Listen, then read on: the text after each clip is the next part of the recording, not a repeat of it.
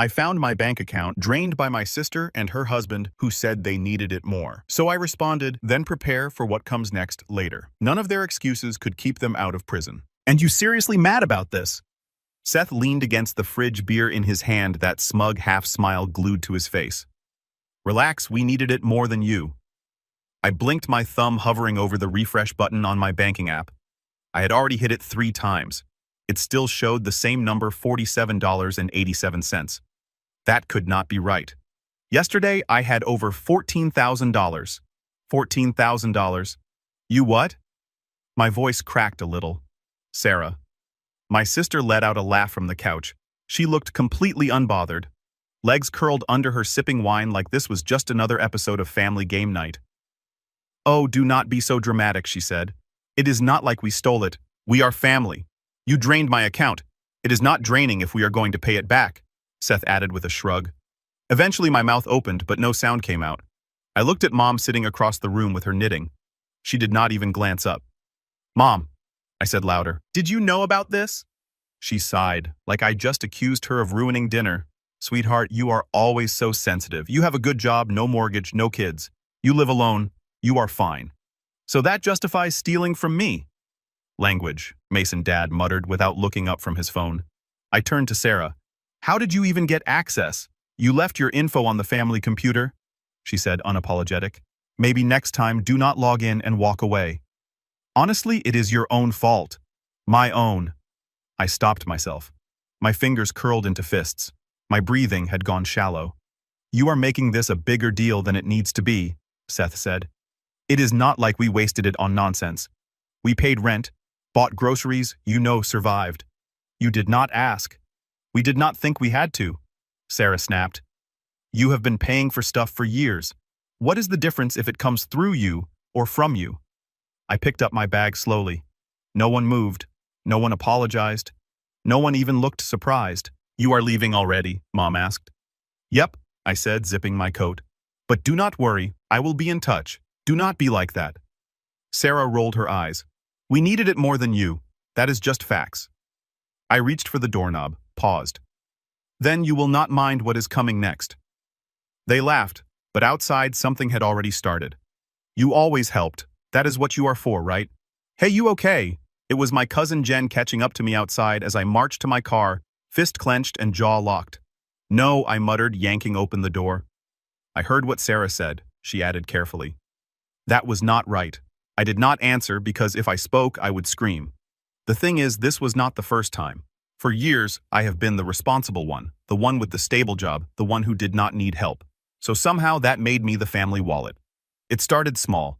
Sarah forgot to pay her phone bill once. I covered it. Then Seth lost his job and asked to borrow a little something to get through the month. Then there was a birthday gift for their daughter. I offered to pay for, except I did not. They just assumed I would. And every time they made it sound like I owed it to them. You are lucky, Mason, Mom would say, her voice sweet but sharp underneath. You do not have the struggles your sister does. God gave you ease so you could share it. Family means supporting each other. Dad chimed in more than once. You would not be here if it were not for us. Translation. We gave you life now, give us your paycheck. I never asked for anything. Not when I was laid off for 6 months and lived off rice and eggs. Not when I skipped vacations for 3 straight years just to rebuild my savings. Not even when I helped pay off Sarah and Seth's credit card debt 2 years ago. They never paid me back. They never even said thank you. You are still coming to the family reunion, Sarah had asked last week. Yeah, I replied. Should I bring something? Her answer came quick. Just bring yourself and your card. I thought it was a joke. Now I know it was not. 2 days after the incident, Sarah called me. I did not answer. She called again and again. Then Seth texted, just call her man. She is freaking out. I finally picked up on the 5th try. Mason? She started, her voice low, shaky. We have a problem. Oh, we do. Look, do not be like that. Something happened. I stayed silent. She continued. The power company came today. We are behind on the bill, like way behind, and they are threatening to shut it off if we do not pay by Monday. So she paused. So we need your help. I laughed, a short, bitter sound. You drained my savings and now you are asking for more. It was not just for us, she snapped. We used some of it to help Mom and Dad too. Dad's car broke down last month, remember? I was not told because you always say no when it is not an emergency. Sarah, I said flatly. This is not just messed up, it is criminal. You are being dramatic. It is family. You did not ask me. We did not think you would mind. You have always helped. That is what you are for, right? There it was. That is what you are for. That night, I could not sleep. I lay awake going over every moment from the past 5 years. The favors, the small transfers, the way Mom always said, you are the strong one, the way Sarah rolled her eyes if I hesitated for even a second. They never saw me as a brother, a son, a person, just a resource. 3 days later, Mom called. We need to talk. She did not ask how I was. She did not ask about my job. She did not even ask about the missing money. We are planning a family dinner, just us. Come over tonight. My stomach dropped. What is this really about, Mason? She said, her voice low. You have caused a lot of tension. I caused tension. Still I went. Part of me wanted answers. The other part wanted to see if they would even bother pretending to be sorry. They did not. When I walked in, Sarah was already there, arms crossed. Seth sat beside her looking bored. Mom was in the kitchen, Dad flipping through the mail like nothing had happened. So Sarah started as I sat down. Are we going to act like adults or what? Depends, I said. You are ready to confess to felony theft. She scoffed. God, you are so extra. It was not theft. It was family money. You always help. We needed it. Seth nodded. You can spare it, so why the drama? I did not give permission. You did not say no either because I did not know. Details, Sarah muttered. I turned to Mom. And you are just okay with this? She looked away. We all agreed. You have always been the one who could handle it. No one even thought to ask. We trusted you, Dad chimed in. Trusted you to do what is right. I stood up. And what is right? Letting you steal from me while smiling to my face. Stop saying steal, Sarah shouted. It was for the family. Then you will not mind when the family deals with the consequences. What does that mean? Seth narrowed his eyes. I did not answer. Not yet. You do not get to cry now. When I stepped inside the house, everyone was already there. Mom was setting the table, clinking plates louder than necessary. Dad sat on the couch flipping channels like this was a normal Thursday night. Sarah stood by the window with her arms folded, jaw tight. Seth lounged at the end of the table like he was about to watch a game, not face the consequence of draining someone's life savings. Well, look who showed up, Sarah said dry. I dropped my bag near the door without a word. Let us just get this over with, I muttered. Good. Seth grinned. Maybe we can finally stop pretending you were robbed. I was robbed. I sat down. That was the cue. Mom cleared her throat. Mason, we know you are upset, but you have to understand. We were struggling. We did not have any other options. Sarah and Seth, they were drowning. And you, Dad added. You have always been the stable one. We knew we could count on you. You did not ask, I said, voice cold. You took. That is not family. That is theft. Sarah rolled her eyes. You are being so dramatic. We did not spend it on crap. We used it where it mattered. No. I reached into my bag, pulled out a printed spreadsheet, and slammed it on the table. $1,472 on makeup, $900 on takeout, $2,300 to pay off your car loan. Seth did not think I would check. Seth leaned forward, face dark. You went through our accounts. Oh, I did more than that. I opened my laptop. The screen lit up with a neat color-coded breakdown. Every charge, every transfer, all traceable. I compiled every transaction. I filed a fraud report, and guess what? They got back to me. Sarah's eyes widened. You did not. I did. You called the police, she shrieked. I turned to Mom. Still think this is just family business. This is insane, Dad snapped. You want to put your own sister in jail. You put yourself there. Then came the knock. 3 hard, heavy pounds against the door. Sarah went pale. Seth stood up too fast. Mom gasped and backed away. Dad froze. Open up, a voice shouted. Financial Crimes Unit, knock, knock, knock. Seth turned to me, voice low. Mason, tell me you are not serious. I opened the door. 3 agents stepped in jackets marked with bold letters. One carried a clipboard. The second is a tablet. The third surveyed the room. You Mason Carver? Yes. Thank you for your cooperation. We will take it from here. Mom covered her mouth. Sarah dropped into a chair like her legs gave out. Seth stood there, dumbstruck. One of the agents turned toward them. You are listed as parties of interest in an open case of financial fraud and identity theft. Identity theft, Mom cried. Heck, our son. The agent did not blink. Family ties do not make an illegal activity legal, ma'am. We did not steal anything, Sarah cried. We had a right. He always helped us. He always. Thinking you are entitled to someone's money does not make it yours, another agent said calmly. Remain seated, please. I just stood back and watched. For the first time in my life, they did not talk over me, did not mock me, did not laugh. Mom turned to me, voice-shaking eyes already filled with tears. Mason, please, we did not mean to hurt you. We were just desperate. You have always been the strong one. You are the only one we could count on. I looked her dead in the eyes. You do not get to cry now. She covered her mouth and sobbed. Sarah tried to say something, but no words came. Seth looked ready to bolt, but sat down under the agent's stare. You want to talk about what family is, I said, stepping forward. It is trust. It is respect. It is asking, not assuming, not stealing, not laughing while you bleed me dry. They said nothing. I grabbed my bag from the floor and turned to the lead agent. I will be outside. And this time, they did not stop me. You are free now, Mason. Do not go back. I left the house in silence. No one chased me. No one called my name. For once, there was no guilt, no drama, no Sarah shrieking after me with her usual "how could you?" Just the cold night air and the sound of tires crunching behind me as the investigators escorted them out one by one. I did not stay to watch. That night, I drove without a destination past closed coffee shops and glowing gas stations. My phone buzzing non-stop in the passenger seat. I did not answer a single call. I did not want to hear apologies shaped like excuses. By midnight, I ended up parked outside the only place that had ever felt like a safe harbor, my grandmother's old house. She had passed a few years ago, but I still had the key. She used to say, if they ever turn on you, Mason, you come here. The door will always open for you. And that night, it did. I slept for 11 hours straight. No texts, no guilt, no tension pressing down on my chest like it always did when I stayed near my family. When I woke up, I made coffee in a chipped mug and stood at the window watching the sun crawl over the fence she used to garden behind.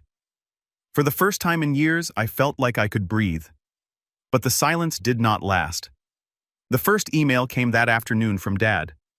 This has gone too far. You have humiliated the entire family. What happened to loyalty? I did not reply. Then Sarah texted, I hope you are happy. They are freezing my accounts. Seth's being investigated at work. You ruined our lives over a couple of payments. A couple. Try tens of thousands of dollars. Try 5 years of silent sacrifice. Then came Mom, a voicemail, her voice soft cracking. You did not have to do it this way. We could have handled it like a family. Mason, sweetheart, please. They threatening charges. They said we might lose the house. I replayed that line in my head. They might lose the house.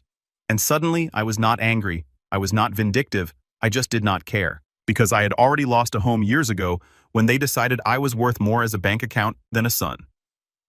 2 days passed. Then a message popped up from someone I did not expect, Seth's brother. We were not close. Maybe said 5 words to each other at birthdays.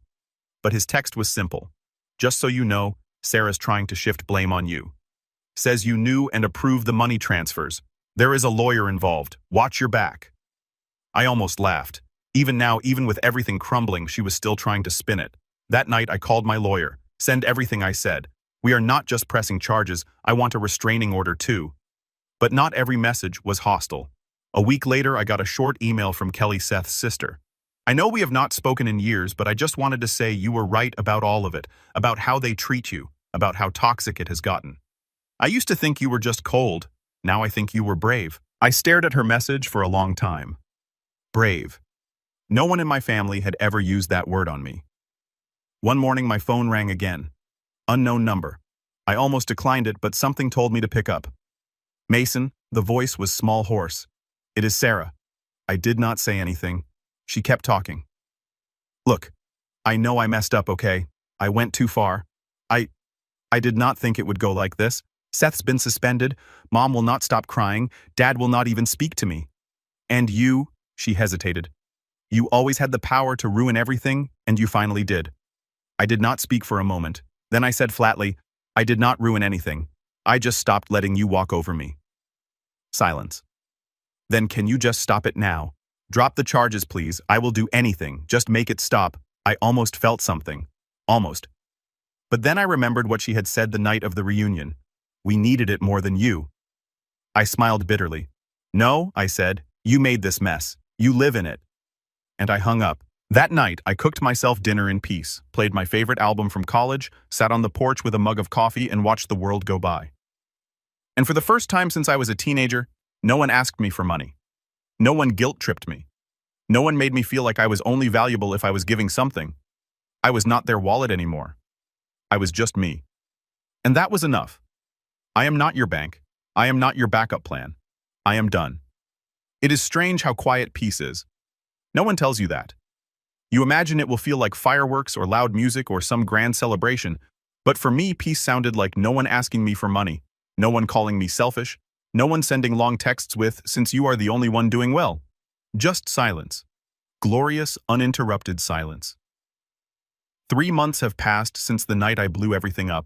3 months since the investigation started, since my family stared at me in shock as agents walked through their front door and reality finally punched through years of delusion. They say you cannot choose your family. Maybe that is true, but you can choose how much of yourself you are willing to lose trying to keep them happy. And I was done losing. The fallout came fast. Sarah and Seth tried damage control first. A lawyer emailed my attorney offering to privately resolve the situation. No apology, no ownership, just damage control. I told my lawyer let it burn. A week later, Mom sent a letter, 10 pages, her handwriting still neat but trembling in parts. She wrote about how things got out of hand, how they never meant to hurt me, how she hoped I could see the bigger picture. We just assumed you would always be there, she wrote. That is what good sons do. That line stuck with me because it said everything. Not we were wrong. Not you did not deserve that. Just you were supposed to stay quiet and keep giving. I did not write back. I did not call.